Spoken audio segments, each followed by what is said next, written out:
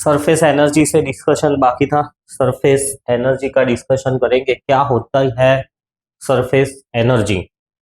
Right, surface tension तो हमने समझा कि जो अपर लेयर होता है लिक्विड का, अंदर की तरफ एक रिजल्टेंट फोर्स एक्ट होता है। राइट, और उसको हम कहते हैं surface tension, which is always normal to the surface. Surface tension का फॉर्मूला भी देखा, फोर्स पर यूनिट लेंथ। अब हम देखेंगे सरफेस एनर्जी। सरफेस एनर्जी मतलब के सरफेस टेंशन ऑलरेडी अंदर की तरफ एक्ट हो रहा है, तो इस सरफेस टेंशन के अगेंस्ट अगर मैं फोर्स लगाऊंगा, दैट मीन्स कि इस लेयर को मैं थोड़ा आगे डिस्प्लेसमेंट दूंगा, तो जो वर्क डन होगा that is the energy held by this layer या तो this surface of the liquid, उसको हम कहते हैं surface energy. So what is the surface energy of the given liquid surface is defined as the amount of work done against the force of surface tension.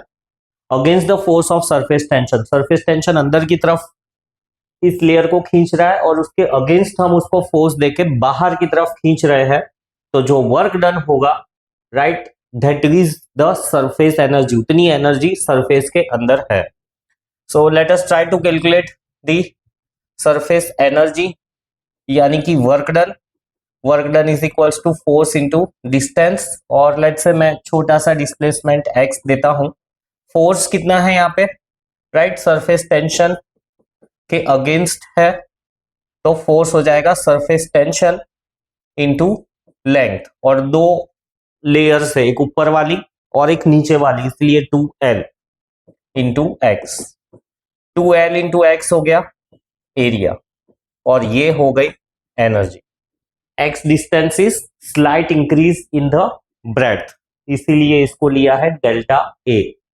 तो Surf energy, surface energy, surface tension into increase in the area. इतनी energy जो liquid है उसके surface पर रहेगी। When liquid is in contact with the solid and air, then the surface energy depends on the material on both the sides of the liquid surface. If the molecule of the material attracts each other, surface energy is reduced. If they repel each other, right, molecules of the materials, कौन से material होंगे, मतलब कि जो liquid है, right, और किसके साथ में वो कांटेक्ट में है। If they repel each other, the surface energy is increased. In fact, the surface energy is the energy of the interface between the two materials and depend both of them. यानी कि liquid और वो liquid किस container में पड़ा हुआ है, तो इन दोनों के बीच का फोर्स कितना है उस पर डिपेंड करेगी सरफेस एनर्जी। सो सरफेस एनर्जी या तो ज्यादा भी हो सकती है, कम भी हो सकती है। मतलब कि लिक्विड जिस कंटेनर के अंदर है, कुछ ऐसा कि इसमें लिक्विड है, तो कितनी बाउंड्रीज हो गई इसके अंदर, इसके अंदर एक तो बाउंड्री हो गई एयर और लिक्विड की, दूसरी बाउंड्री यहाँ पर ये हो गई लिक्विड और ये जो सरफेस है उसकी, राइट, और लिक्विड लिक्विड जो अंदर की तरफ है। तो अब इन सब के बीच में एट्रैक्टिव फोर्स है या रिपल्सिव फोर्स है, कितना बेटर फोर्स है, उस हिसाब से सरफेस एनर्जी ज्यादा होगी या कम होगी। अगर रिपल्शन ज्यादा है, इंटरनल रिपल्शन ज्यादा है, यानी सॉलिड और लिक्विड का रिपल्शन ज्यादा है, एयर और लिक्विड का रिपल्शन ज्यादा है, तो सरफेस एनर्जी इंक्रीज हो जाएगी, और सरफेस एनर्जी इंक्रीज हो जाएगी तो वो परफेक्ट ड्रॉप की साइज ले लेगा, जैसे कि मर्क्यूरी के केस में। और अगर इनके बीच में एट्रैक्टिव फोर्सेस ज्यादा है तो सरफेस एनर्जी कम हो जाएगी, अल्टीमेटली वो लेयर जो है फ्लैट रहेगा। तो पानी तो उतना फ्लैट नहीं रहता है, वो भी ड्रॉप का फॉर्म ले लेता है, बट मर्क्यूरी जितना अच्छा ड्रॉप नहीं बना पाता। बट अगर तुम ये टर्पेंटाइन ले लो, पेट्रोल ले लो, तो इन सब में जो सरफेस एनर्जी है काफी कम रहती है। Surface energy and surface tension in waiting the surface, वही कि भाई वो कितना अच्छे से ड्रॉप बनाएगा या तो फिर फ्लैट पड़ा रहेगा, उसका वेरिएशन। तो सबसे पहले देखते हैं कौन अच्छे से ड्रॉप बनाएगा। तो low surface energy, surface tension highest है, राइट, हाई सरफेस टेंशन और लो सरफेस एनर्जी रहेगी तो वो परफेक्ट ड्रॉप बना लेगा, अल्टीमेटली वेट नहीं कर पाएगा मर्क्यूरी। और कन्वर्सली अगर हाई सरफेस एनर्जी है, राइट, तो अल्टीमेटली और लो सरफेस टेंशन है तो वो वेट कर देगा, यानी कि फैल जाएगा उस सरफेस पे। इसका एग्जांपल तुम ऐसा ले सकते हो, सोप वाटर। इंटरमीडिएट में तुम वाटर का एक एग्जांपल ले सकते हो, और इसके लिए तुम बेस्ट एग्जांपल है मर्क्यूरी। सो सरफेस एनर्जी और सरफेस टेंशन दोनों पे ही डिपेंड करेगा। क्या डिपेंड करेगा? ड्रॉप बनेगा या नहीं, दूसरा सरफेस वेट होगा या नहीं। हाई सरफेस टेंशन और लो सरफेस एनर्जी है तो ड्रॉप बनेगा, वेट भी नहीं होगा। ड्रॉप बनेगा तो वेट होगा ही नहीं, वो ऑब्वियस है।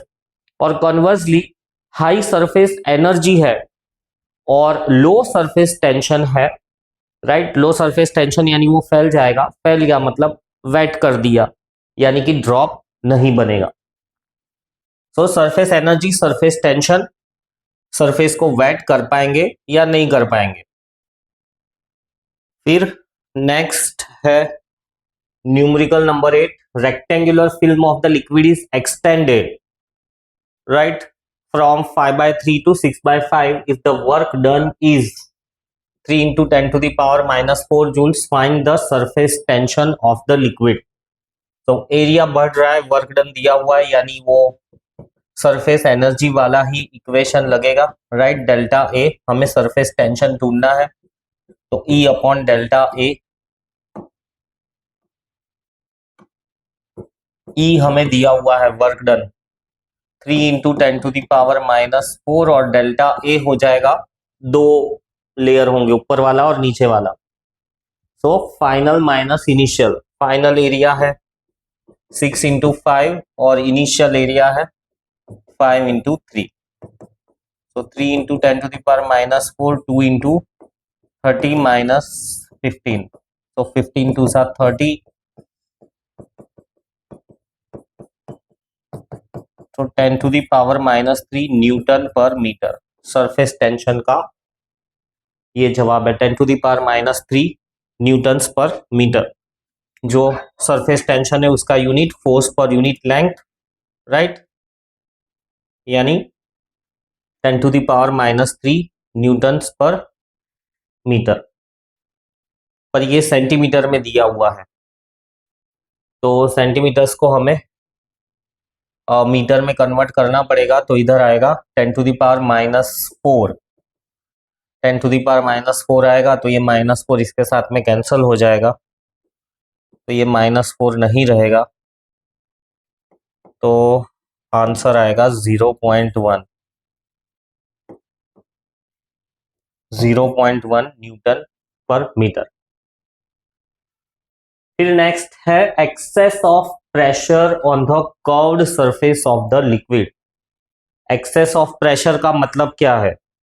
सिंपल सी बात है कि जैसे बबल ले लो या ड्रॉप ले लो, है ना। अब ये ड्रॉप स्टेबल क्यों है? प्रेशर ही यहां पर एक एक्शन कर रहा है जिस वजह से ये ड्रॉप स्टेबल है। अगर बाहर की तरफ भी प्रेशर है, बाहर से अंदर की तरफ भी एटमॉस्फेरिक प्रेशर है, तो ये जो अंदर का प्रेशर है और बाहर का प्रेशर है, इन दोनों में कुछ ना कुछ डिफरेंस तो ऑब्वियसली है ही है, राइट, उसी वजह से ये शेप आता है। तो ये जो डिफरेंस इन प्रेशर है उसी को हम कहते हैं access pressure on the curved surface of the liquid.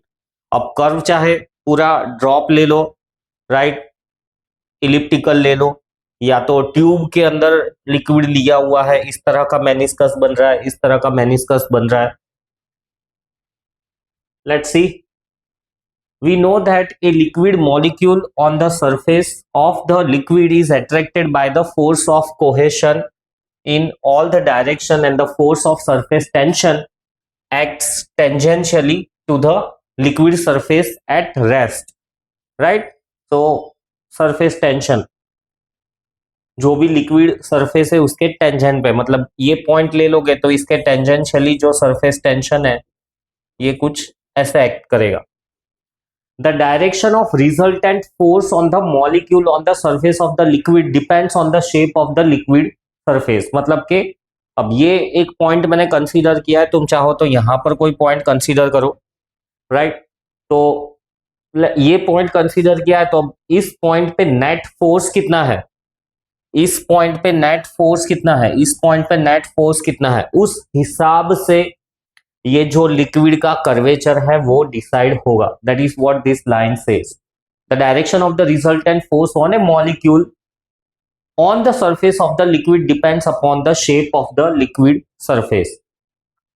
If the liquid surface is plane, मतलब के सरफेस टेंशन का जो रिजल्टेंट है, राइट, सरफेस टेंशन का जो रिजल्ट है वो एक दूसरे को कैंसल आउट कर रहा है, अल्टीमेटली लिक्विड लेयर फ्लैट रहेगा। If the liquid surface is plane then the molecule O on the liquid surface will be equally attracted on all the sides and the forces SS of the surface tension will be acting tangentially to the liquid surface in opposite directions, figure A. Hence no resultant force is acting on the molecule O. It means the resultant force acting normally to the liquid surface is zero. Normally मतलब ऊपर की तरफ या नीचे की तरफ zero, क्योंकि horizontal force ही है, वर्टिकल फोर्स तो कोई है ही नहीं, मिसिंग है। As a result, no extra pressure is communicated to the inner side or to the outer side. ना तो अंदर से बाहर की तरफ कोई एक्स्ट्रा प्रेशर है, ना बाहर से अंदर की तरफ कोई एक्स्ट्रा प्रेशर है। Thus, the pressure on the liquid side is equal to the pressure on the vapor side. So ये liquid side और ये खाली जो हवा वाली जगह है इसको हम कहते हैं vapor side। दोनों साइड पे ही प्रेशर सेम है। सो यहाँ पे एक्सेस प्रेशर, फ्लैट सरफेस है ना, तो excess pressure that is internal minus outside ले लो या आउटसाइड माइनस इंटरनल कह दो, विल बी जीरो। अल्टीमेटली अंदर का प्रेशर और बाहर का प्रेशर सेम ही रहेगा। जो भी सरफेस पे मॉलिक्यूल्स है उन पर बाहर से और अंदर से दोनों ही जगह से प्रेशर सेम रहने वाला है। बट अगर लिक्विड सरफेस कर्व है, उस केस में सरफेस टेंशन टेंजेंशियली एक्ट करेगा। अब इस टेंजेंशियल सरफेस टेंशन को अगर हम रिजॉल्व कर ले, राइट, तो ये S हॉरिजॉन्टल, ये S हॉरिजॉन्टल कंपोनेंट, ये S वर्टिकल कंपोनेंट और दूसरे वाले सरफेस टेंशन का वर्टिकल कंपोनेंट। अब ये देख के ही समझ में आ रहा है कि हॉरिजॉन्टल कंपोनेंट तो एक दूसरे को कैंसल कर रहे हैं, बट वर्टिकल कंपोनेंट एक्ट हो रहे हैं। और ये वर्टिकल कंपोनेंट क्या कर रहे हैं, नेट फोर्स अंदर की तरफ लगा रहे हैं। अब नेट फोर्स अंदर की तरफ लगा रहे हैं मतलब कि ड्रॉप को कंप्रेस करने की कोशिश कर रहे हैं। अब ड्रॉप तो लिक्विड है, कंप्रेस हो नहीं सकता उतना ज्यादा, तो अल्टीमेटली अंदर से बाहर की तरफ एक्स्ट्रा प्रेशर लगेगा। तो यहां पर एक्सेस प्रेशर मिलेगा, अंदर का ज्यादा है, -P0 अंदर से बाहर की तरफ। और ये वाला जो शेप है इसको हम कहते हैं कॉन्वेक्स, कॉन्वेक्स मेनिस्कस, मर्क्यूरी के केस में बनता है। सो कॉन्वेक्स साइड से बाहर की तरफ एक्सेस प्रेशर लगेगा। कन्वर्सली अगर शेप ऐसा है, लिक्विड का शेप ऐसा है, और उस केस में तुम एनालिसिस करते हो, लिक्विड का शेप ऐसा है मतलब कि ये लिक्विड ऐसे किसी ट्यूब के अंदर भरे हुए हैं, तो या तो इस तरह का मेनिस्कस देखने को मिल सकता है तुमको, इसको हम कहते हैं कॉनकेव मेनिस्कस, कॉनकेव शेप कहते हो, या तो कॉन्वेक्स ये वाला बनता है कॉनकेव, ये वाला बनता है मर्क्यूरी के केस में, और ये वाला बनता है वाटर के केस में। तो दोनों ही केसेस में सरफेस टेंशन को हम रिजॉल्व करते हैं ना, तो अंदर की तरफ हमको नेट फोर्स मिलता है, और अंदर की तरफ नेट फोर्स मिलता है, उसके काउंटर डायरेक्शन में हमको, उसके काउंटर डायरेक्शन में एक्सेस प्रेशर एक्ट करता है। देखो अंदर की तरफ फोर्स है, काउंटर डायरेक्शन में एक्सेस प्रेशर एक्ट कर रहा है।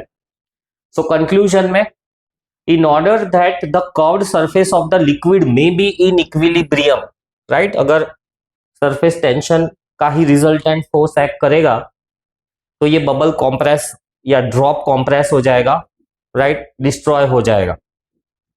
बट ऐसा कुछ होता नहीं है, ड्रॉप रहता है एटलीस्ट कुछ देर तक, जब तक के टेम्परेचर या डिस्टरबेंस कुछ खास ना हो, टेम्परेचर एटमॉस्फेरिक डिस्टरबेंस खास ना हो, या तो उसके सरफेस टेंशन के साथ छेड़छाड़ ना हो, तब तक वो ड्रॉप या बबल अपना शेप मेंटेन रखता है। जनरली वो चेंजेस कुछ सेकेंड्स में आ ही जाते हैं naturally, may be temperature change, may be wind blow. So in order that the curved surface of the liquid may be in equilibrium, there must be a excess pressure on its concave side over that on the convex side. ये है convex side, ये convex side और ये concave side। इसमें भी ये है convex side और ये बाहर वाली है concave side। तो क्या कह रही है line, there must be a excess pressure on its concave side. तो कॉनकेव साइड की तरफ एक्सेस प्रेशर होना चाहिए, कॉनकेव साइड की तरफ एक्सेस प्रेशर होना चाहिए over that on the convex side, so that the forces of excess pressure में balance the resultant force due to surface tension. इसको बैलेंस करने के लिए एक्सेस प्रेशर लगेगा और ऑब्जर्वेशन से हमको पता चल रहा है कि एक्सेस प्रेशर कॉनकेव साइड पे ही लग रहा है, कॉनकेव साइड पे ही लग रहा है। जैसे ये शेप है तो इसको हम कॉनकेव बोलेंगे, राइट, इधर लिक्विड भरा हुआ है, इस शेप को हम कॉन्वेक्स बोलेंगे, इधर लिक्विड भरा हुआ है। Hence, for the curved surface of the liquid in equilibrium, the pressure on the concave side of the liquid, right, pressure on the concave side of the liquid, pressure on the concave side of the liquid will be greater than the pressure on the convex side.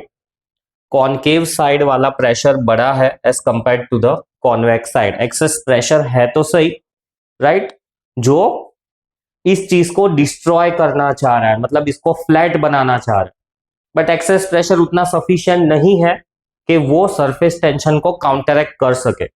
However surface tension को कुछ हद तक तो excess pressure counteract कर ही देता है, इसीलिए हम इसको कहते हैं एक्सेस प्रेशर। एक्सेस प्रेशर यानी एटमॉस्फेरिक प्रेशर, और वो प्रेशर जो लिक्विड के सरफेस की वजह से या लिक्विड के सरफेस टेंशन की वजह से एग्जिस्टेंस में आता है।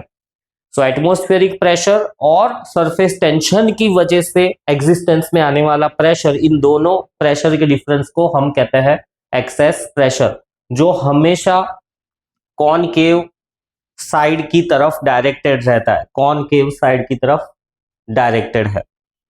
और एक और चीज के जो भी प्रेशर है, राइट, कॉनकेव साइड वाला वो बड़ा होगा as compare to the convex side.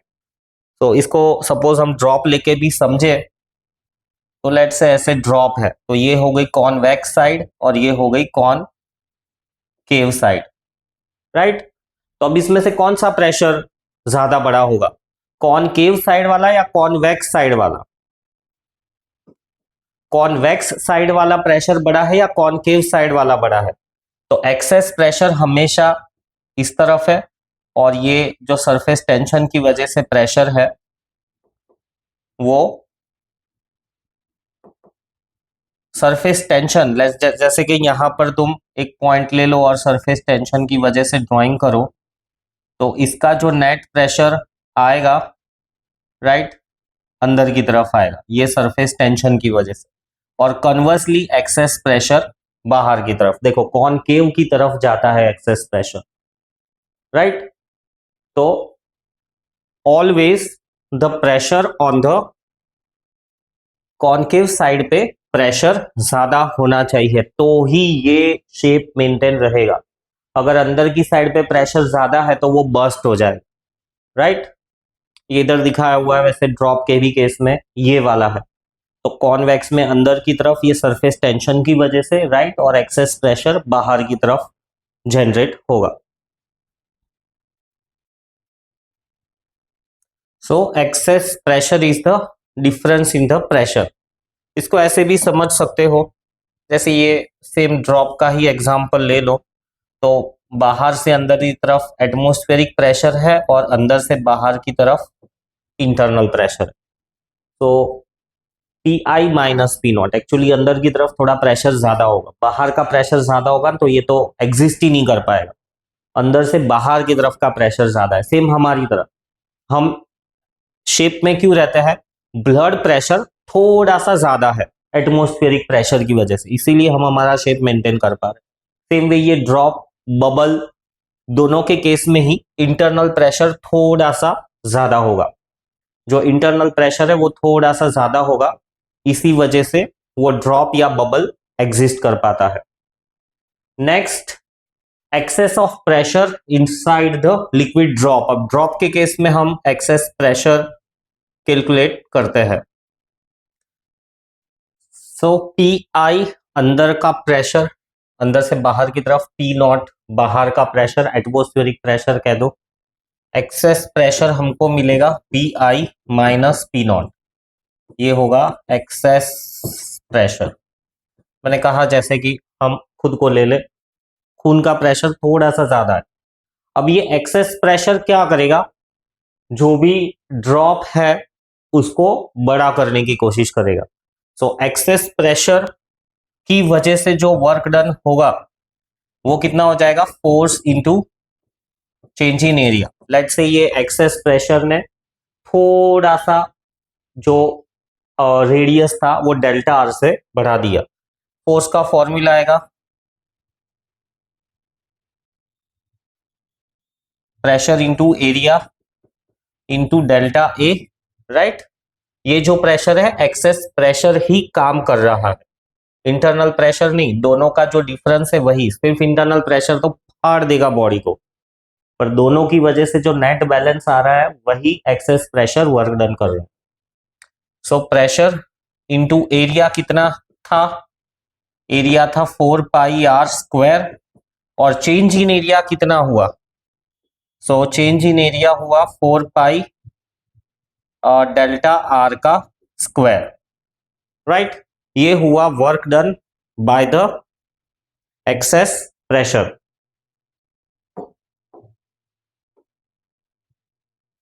Four pi, right, increase in area, तो इंक्रीज इन एरिया मतलब इंक्रीज इन रेडियस, तो इंक्रीज इन रेडियस हुआ आर था और आर से डेल्टा आर हो गया इसका स्क्वायर। इसको फर्दर सिंप्लीफाई करें, P 4 pi R square, right, multiplied by 4 pi into a square plus b square plus 2 R delta R. अब इसको एज इट इज रहने दो।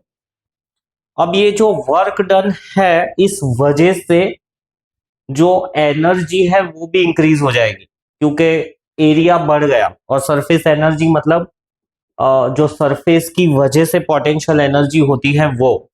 सो due to this work done you can say that increase in surface energy कह दो, या तो increase in potential energy. So due to this work done there is increase in surface energy या potential energy. So जो potential energy या surface energy का formula क्या है, सरफेस एनर्जी का फॉर्मूला है surface tension, right, into increase in the area. So इसको भी हम कैलकुलेट करें तो surface tension into 4 pi, right, R plus delta R का स्क्वायर, ये increase, this is the increase in the potential energy. Work done गलत है, work done होता है फोर्स इंटू डिस्प्लेसमेंट, एरिया नहीं।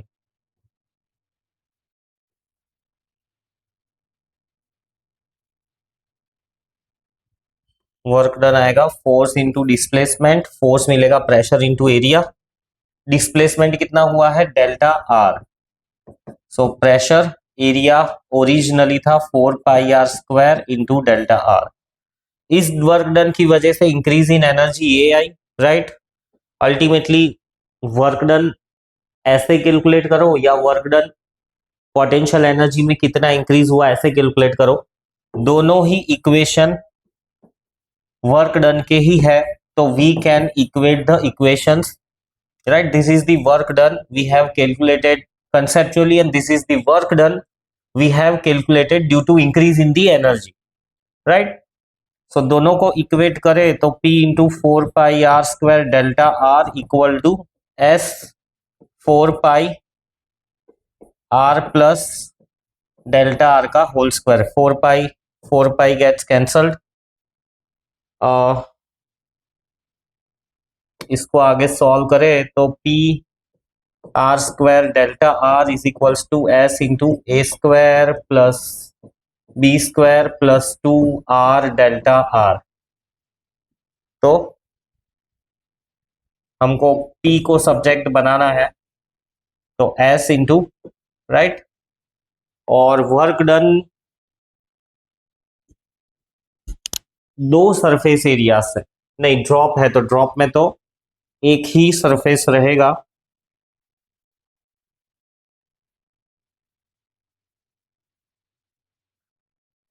यहां पर भी ये गलत है, हमको कैलकुलेट करना है इसमें there is increase in the surface energy. मैंने तो डायरेक्टली इसमें फाइनल एनर्जी कैलकुलेट कर दी है, इंक्रीज इन एनर्जी कैलकुलेट करनी है, तो इंक्रीज इन एनर्जी कितनी आएंगी? So that will be original energy minus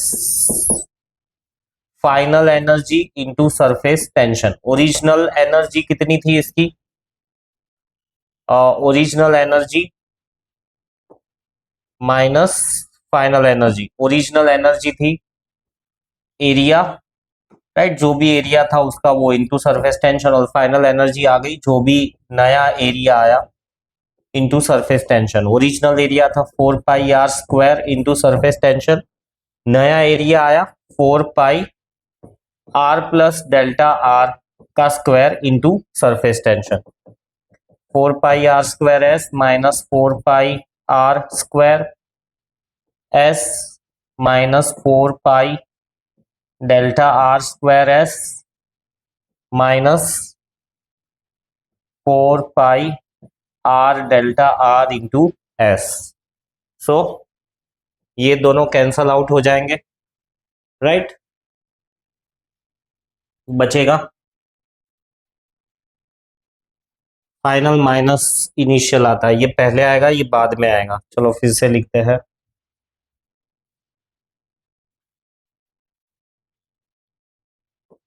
final energy minus initial energy.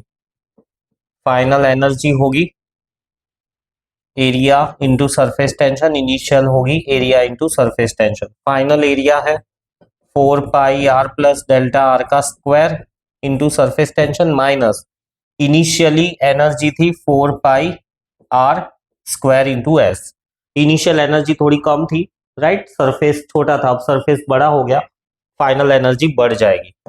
इसको एक्सपांड करें तो a² plus b² plus 2ab, सो 2r delta R into S minus 4 pi r² S, ये cancel out हो जाएगा। इसको भी जीरो कर देते हैं क्योंकि change in R is very very negligible, तो इसको भी इग्नोर करते हैं। जो मिलता है हमें वो है 8 पाई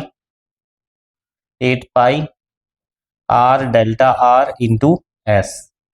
अब इन दोनों को इक्वेट करते हैं, right, 1 equal to 2, so 4 pi r² delta R into P is equals to 8 pi r delta R into S। So pi pi cancel, 4 2 जा 8, एक R कैंसल, डेल्टा R भी cancel. So P excess pressure मुझे कितना मिलेगा? 2S by R। This will be the excess pressure. Excess pressure मतलब इतना pressure होगा अंदर से बाहर की तरफ, ये है excess pressure inside a liquid drop. कैसे कैलकुलेट किया? फिर से एक और बार, एक्सेस प्रेशर मतलब अंदर का प्रेशर थोड़ा ज्यादा होगा, बाहर का प्रेशर थोड़ा कम होगा, राइट। अब एक्सेस प्रेशर क्या करेगा, इसको बाहर की तरफ मतलब ड्रॉप को बड़ा करने की कोशिश कर रहा है। तो वो बड़ा करने की कोशिश कर रहा है, तो लेट्स से वो बाय डेल्टा आर बड़ा हो गया, तो वर्क डन कितना हुआ, फोर्स इंटू डिस्प्लेसमेंट, फोर्स आएगा प्रेशर इंटू एरिया, प्रेशर था पी, इनिशियली एरिया था 4 पाई आर स्क्वायर, क्योंकि इसी ने एरिया बढ़ाने की, राइट, डिस्प्लेसमेंट करने की कोशिश की है, तो यही एरिया लेना है और डेल्टा आर। बट अब एरिया बढ़ गया तो पोटेंशियल एनर्जी भी बढ़ जाएगी या सरफेस एनर्जी भी बढ़ जाएगी। Final energy minus initial energy, final energy area into surface tension, right, ये हमने जस्ट अभी डिराइव किया था, जो फॉर्मूला था सरफेस एनर्जी का, right, surface energy is surface tension into area, तो वही वाला यूज किया है, सरफेस टेंशन इनटू एरिया। तो फाइनल में 4 पाई रेडियस हो गया R plus delta R into S, initially 4 pi R square S, A square B square expansion करके आया, दोनों ही सेम होंगे। Ultimately excess pressure inside a liquid drop 2s/r, बहुत इंपॉर्टेंट फॉर्मूला है, इसको याद रखना है। फिर नेक्स्ट हम कैलकुलेट करते हैं access pressure inside a soap bubble. अब ड्रॉप और बबल में एक ही डिफरेंस है, ड्रॉप के अंदर एक फ्री सरफेस होता है, बबल के अंदर दो फ्री सरफेस होते हैं, बाहर का भी और अंदर भी हवा ही भरी हुई है, बाहर भी हवा है अंदर भी हवा है, तो दो फ्री सरफेस हो गए। इसमें सिर्फ बाहर ही हवा है, अंदर तो पानी ही भरा हुआ है या लिक्विड भरा हुआ है। तो excess pressure inside a soap bubble, again excess pressure जो कि हमें मिलेगा internal pressure minus external pressure, so this excess pressure tends to increase the surface area of bubble। Same consideration तुम ड्रॉप के लिए भी लगा सकते हो। Hence work done to increase radius by delta r, कितना वर्क डन हो जाएगा, work done will be equal to force into distance, distance है डेल्टा आर, फोर्स मिलेगा pressure into area, right, excess pressure P और area initially था 4 pi R square delta R. अब due to this work done, right, potential energy कह दो या internal energy कह दो या सरफेस एनर्जी कह दो, increases, therefore increase in surface energy will be equal to final minus initial energy. Final energy हो जाएगी सरफेस एनर्जी, एनर्जी का formula surface tension into area, तो फाइनल एरिया कितना है 4 pi R plus delta R का square into surface tension, और initially था 4 pi R square into surface tension, और ये हो जाएगा पूरा का पूरा 2 टाइम्स, क्योंकि दो दो सरफेसेस है, सो ये पूरा 2 टाइम्स आएगा। फर्दर सॉल्विंग ये हो जाएगा 2 times 4 pi R square plus 4 pi delta R का square plus 8 pi R delta R, और ये पूरा का पूरा एस से तो मल्टीप्लाई होगा, एस मैंने कॉमन निकाल देता हूं बाहर, 4 pi R square 4 pi R cancel, इसको इग्नोर करते हैं, डेल्टा आर बहुत ही छोटा होगा, वो एक अजम्पशन है।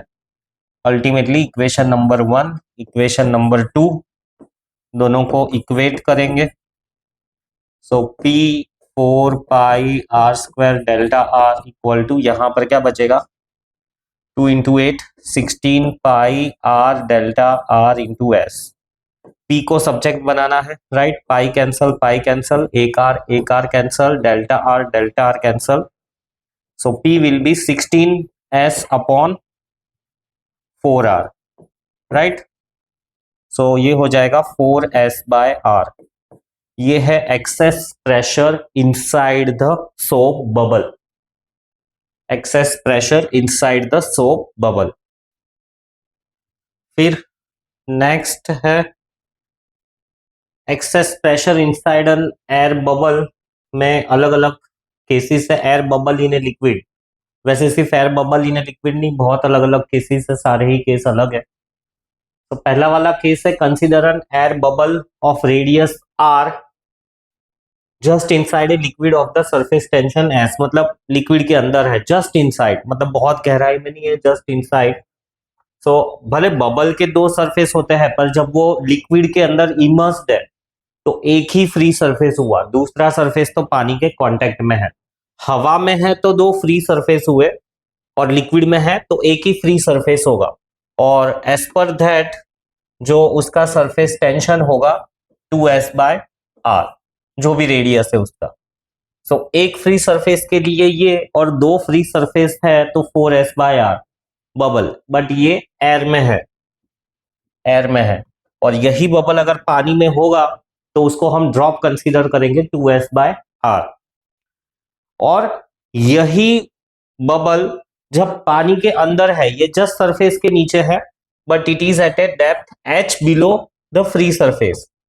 तो ऑलरेडी जो उसके पास एक्सेस प्रेशर है, राइट, वो तो होने ही वाला है, बट ये एक्सेस प्रेशर के अलावा उसके पास ये हाइट ρg इतना प्रेशर भी होगा। Then the excess of pressure will be, ये तो है ही है क्योंकि वो ड्रॉप है तो ड्रॉप की कंडीशन से, और ये कितना पानी के अंदर डूबा हुआ है उसके हिसाब से। फिर थर्ड पॉइंट कहता है कि r1 and r2 are the radius of the curved liquid surfaces, right, curved liquid surfaces, यानी ऐसा कह दो कि इस तरह का कुछ अरेंजमेंट है, राइट, r1 और r2। तो एक्सेस प्रेशर कैसे मिलेगा? तो एक्सेस प्रेशर मिलेगा S into 1/r1 plus 1/r2। ये पहला वाला केस है। The curvatures are in the same direction, ऐसा है तो एक्सेस प्रेशर कैसे कैलकुलेट करो? और अगर ऐसा है कि curvatures are in the opposite direction, तब एक्सेस प्रेशर मिलेगा equal to S into 1/r1 minus 1/r2। So अगर दो दो कर्वेचर्स दिए हुए हैं तो एक्सेस प्रेशर का कैलकुलेशन, अगर दोनों कर्वेचर सेम डायरेक्शन में है तो रेडियस को ऐड करना है, और अगर दोनों कर्वेचर अलग अलग डायरेक्शन में है तो रेडियस को हम सबट्रैक्ट कर देंगे। For a single spherical surface such as a liquid drop और an air bubble in water, so liquid drop कहो या एयर बबल इन वाटर कहो, हमने देखा एक्सेस प्रेशर मिलेगा 2s/r, right.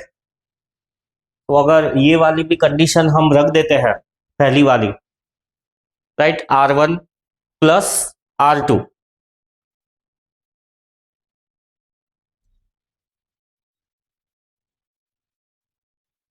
For a single spherical surface such as a liquid drop और an air bubble, right, ये वाली कंडीशन तो 2s/r।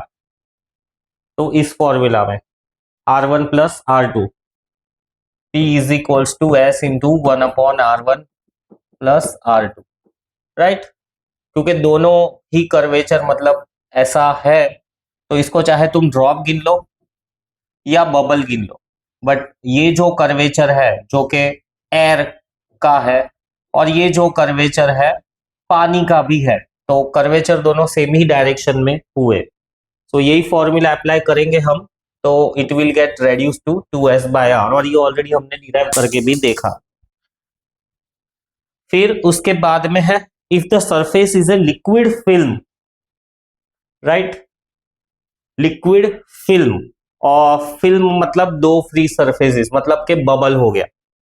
If surface is a liquid film, ये वाला एक डेरिवेशन किया था ना जो सरफेस एनर्जी का, कि ऐसी एक फ्रेम है और इस फ्रेम को थोड़ा सा Δx डिस्प्लेसमेंट दिया है, तो ये फ्रेम आ जाएगी यहां पर। तो ऐसे केस में इसको हम कहते हैं film, right. It has two free surfaces, और दो दो फ्री सरफेसेस है, तो उस केस के अंदर हमने देखा कि दो फ्री सरफेस होंगे तो एक्सेस प्रेशर आएगा 4s/r, राइट। इसी फॉर्मूला में से आया है अगेन। कैसे? P इक्वल टू दो फ्री सरफेस यानी twice the surface tension R1 equal to R2, so right 2R by R यानी 4S by R। So if the surface is a liquid film, मतलब ये वर्ड एक ध्यान से रखना कि अगर वो फिल्म है तो उसके दो सरफेस होने वाले हैं, जो भी क्वांटिटी है वो 2 से मल्टीप्लाई हो जाएगी, खास करके एक्सेस प्रेशर में। For a cylindrical liquid surface R1 is equals to R and R2 is at infinity, right? R2 is at infinity मतलब ऐसा सिलिंड्रिकल वेसल है तो इसमें ये मेनिस्कस तो मिल जाएगा, दूसरा मेनिस्कस हम इंफिनिटी पे लेते हैं। क्यों? क्योंकि वो तो लिक्विड के सरफेस के कांटेक्ट में है, फ्लैट है। फ्लैट है तो उसका मेनिस्कस हो जाएगा इनफाइनाइट। तो उस केस के अंदर एक्सेस ऑफ प्रेशर हो जाएगा S by R, P will be equal to S by R. Again इसी में से आया, कैसे कैलकुलेट करोगे तो P equal to S 1 upon R plus 1 upon infinity, 1 upon infinity होता है 0, तो आया S अपॉन R। सो ऐसा कोई अरेंजमेंट है कि एक फ्री सरफेस है और दूसरा फ्लैट है ना, तो उस केस में ये वाला फॉर्मूला यूज करना है। In case of liquid between the to plates, ऐसा कुछ कि भाई एक प्लेट है राइट और दूसरी एक और प्लेट है और ये दोनों प्लेट्स के बीच में डिस्टेंस है d, right? In case of the liquid between the two plates and separation be d, we have R equal to d by 2. Then the excess pressure P is given by 2S by d. ऐसे case में excess pressure मिलेगा twice the surface tension by d. और d और R का relation ये valid होना चाहिए, d is equals to twice the radius of the meniscus. तो इस कंडीशन में एक्सेस प्रेशर ऐसा मिलेगा, बट प्रोवाइडेड ये कंडीशन है, क्या कंडीशन है कि दोनों प्लेट्स के बीच का डिस्टेंस जो है डबल होना चाहिए रेडियस से, जो भी रेडियस ऑफ कर्वेचर है उससे डबल होना चाहिए, तो एक्सेस प्रेशर ऐसा मिलेगा। तो ये प्लेट वाले के लिए है।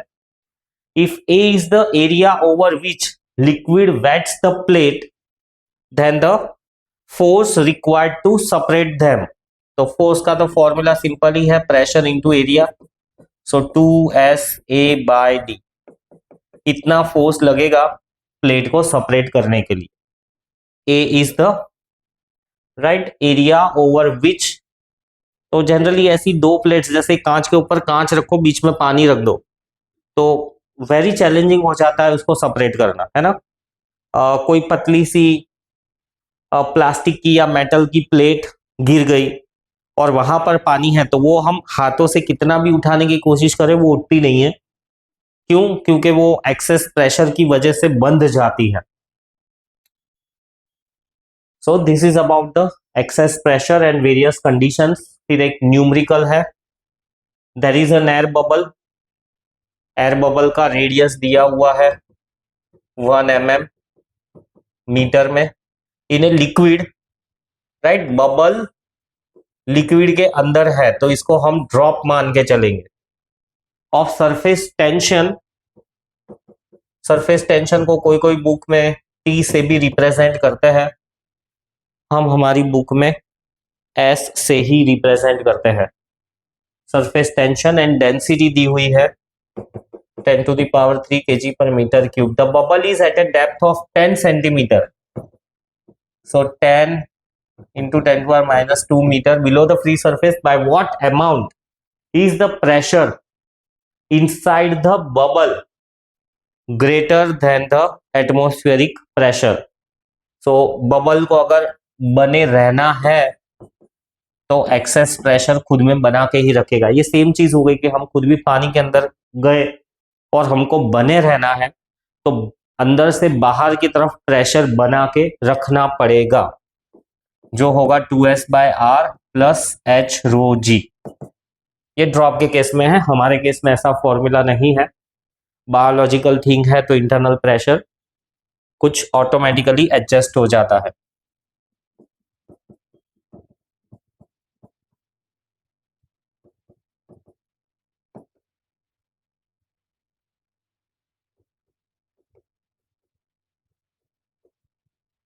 जी की वैल्यू भी मैं सिंप्लिसिटी के लिए 10 ही ले लेता हूं।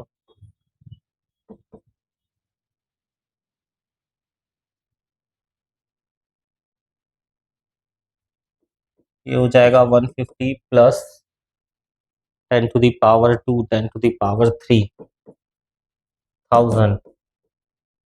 सो 1150 पास्कल्स आंसर आना चाहिए। यस, करेक्ट आंसर है ये।